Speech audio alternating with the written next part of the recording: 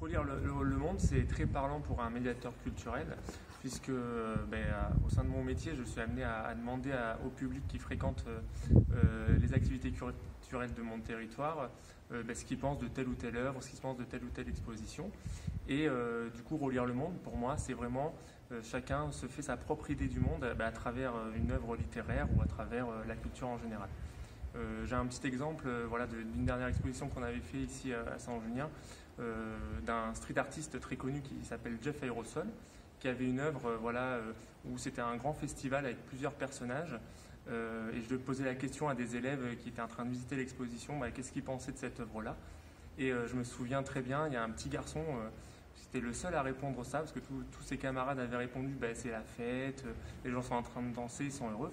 Et ce petit garçon se posait la question, non, moi je vois pas ça, je vois une jeune fille toute seule, assise, à l'opposé des autres personnages qui participaient, et se posait la question pourquoi elle était comme ça. C'était bien la perception d'une personne au sein d'un groupe.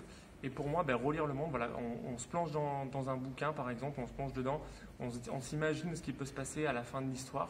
Et à la manière donc de ce petit garçon, s'imaginer autre chose que telle ou telle personne.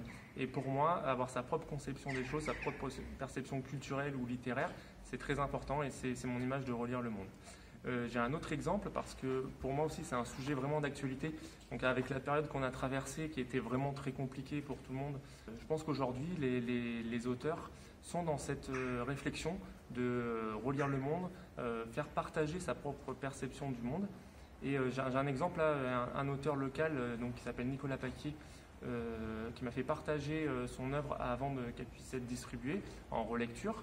Lui s'est imaginé, puisqu'il fait partie du domaine du sport, c'est le manager général des Panthères de Feu de Saint-Junien.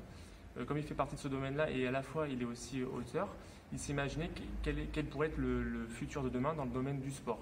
Et il a écrit un bouquin qui s'appelle Jump Ball, qui est vraiment très intéressant parce que c'est sur une perception futuriste et c'est sur une perception de relire le monde de demain, où notamment il faudra se faire subir une opération chirurgicale pour pouvoir participer à son sport et avec toutes nouvelles règles. Et je vous engage justement à lire ce bouquin.